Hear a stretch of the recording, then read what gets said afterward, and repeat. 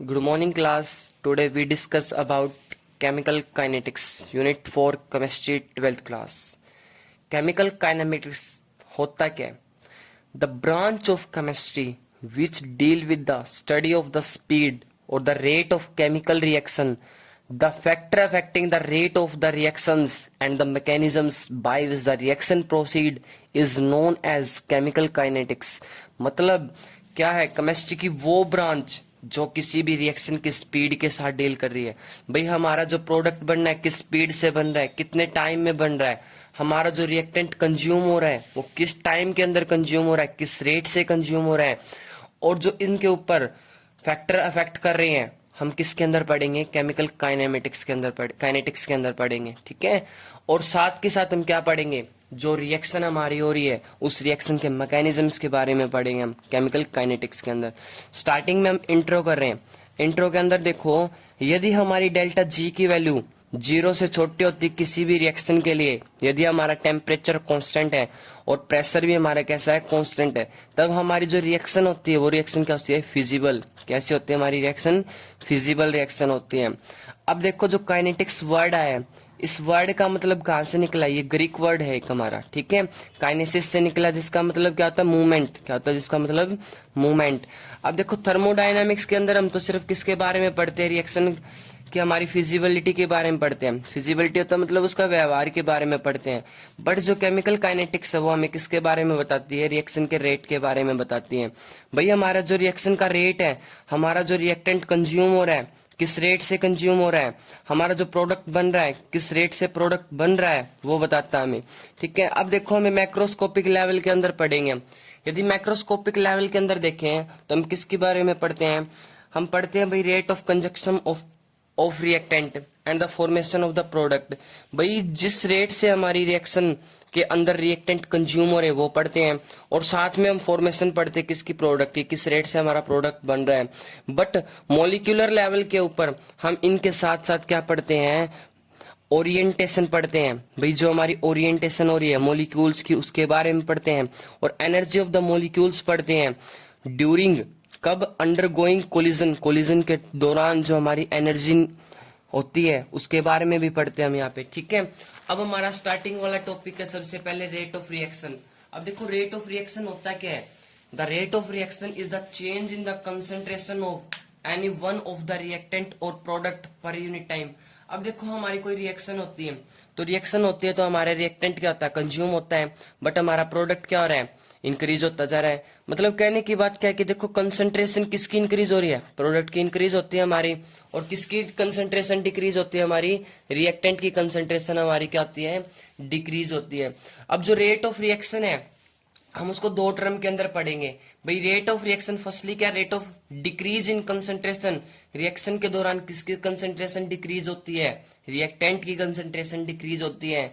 और साथ में स्टार्टिंग क्या पढ़ेंगे? सेकंड पॉइंट हमारा rate of increase in concentration of any one of the product. भाई किसी एक प्रोडक्ट की क्या होती है? हमारी रेट ऑफ रिएक्शन इंक्रीज हो रही है, उसके बारे में पढ़ेंगे।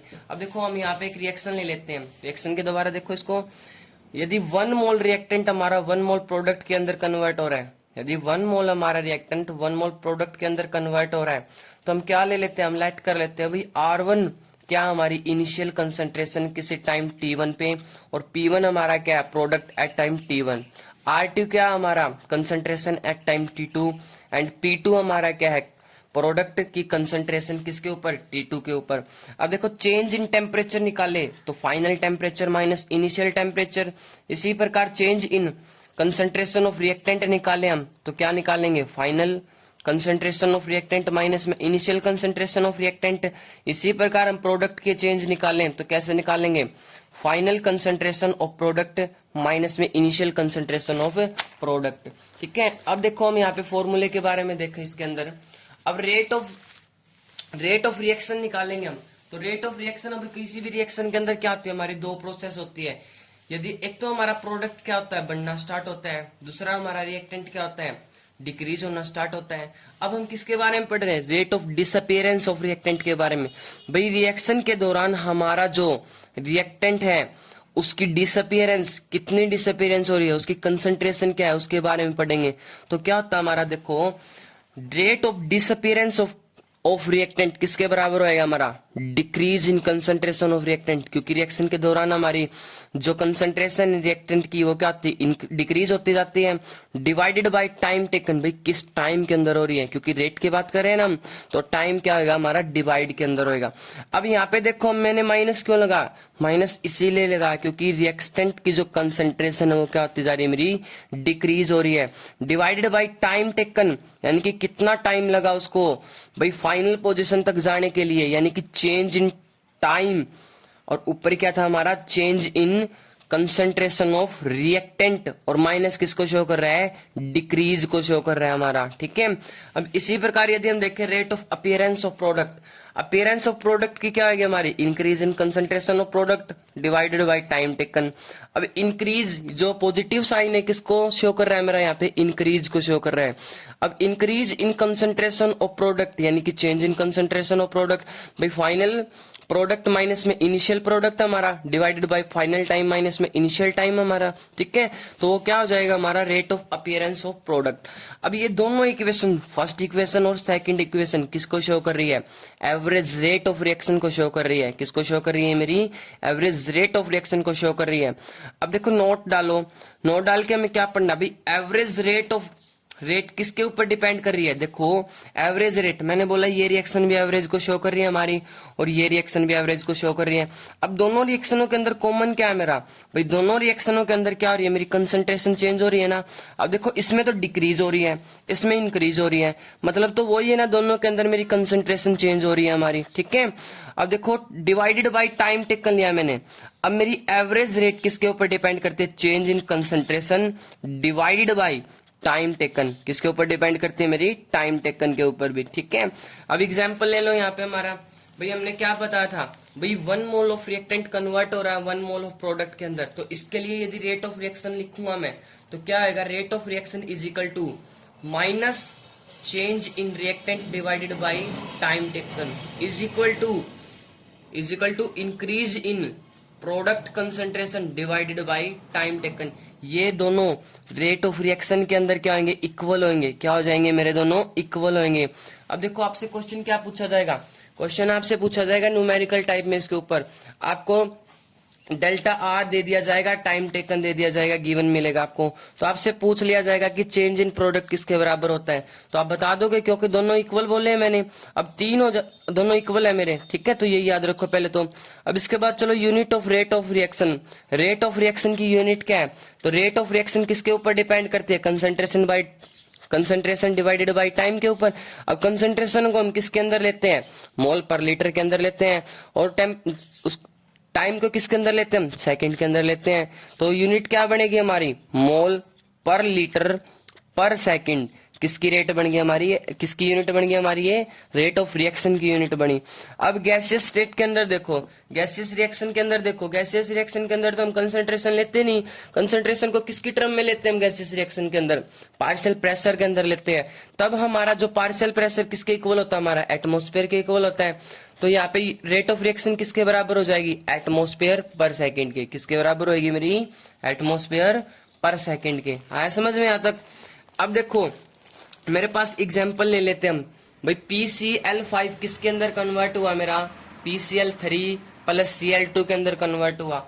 अब रेट ऑफ रिएक्शन निकालो इसके लिए, तो रेट ऑफ रिएक्शन के अंदर क्या लिखेंगे हम, रेट ऑफ रिएक्शन के अंदर क्या लगाएंगे हम यहाँ पे, भाई पहले किसके लेंगे, रिएक्टेंट के लेंगे, और रिएक्टेंट क्या होता है मेरा, डिक्रीज होती है रिएक्टेंट की कंसंट्रेशन, तो इसलिए माइनस लगा दूं, तो change in concentration of PCl2 divided by change in time is equal to increase in concentration of product, कौन सा प्रोडक्ट है हमारा, PCl3 डिवाइडेड बाय टाइम, और इसी प्रकार increase in concentration of Cl2 divided by time taken, time का जो difference है मेरा वो, ठीक है।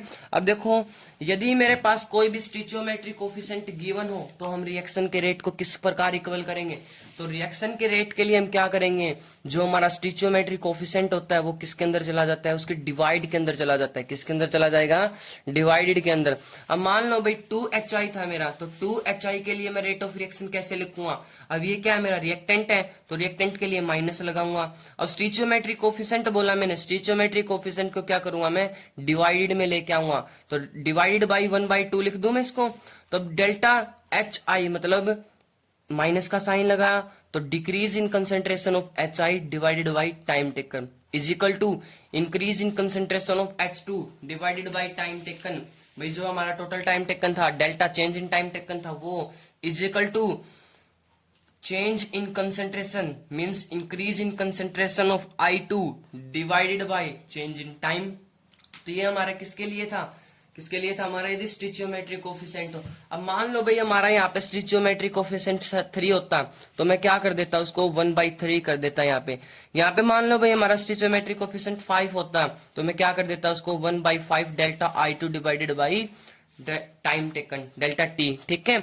अब देखो आपकी बुक के अंदर, प्रदीप वाली बुक के अंदर आपको क्वेश्चंस मिलेंगे, वो क्वेश्चंस करने आपको न्यूमेरिकल टाइप के अंदर प्रॉब्लम लेनी है।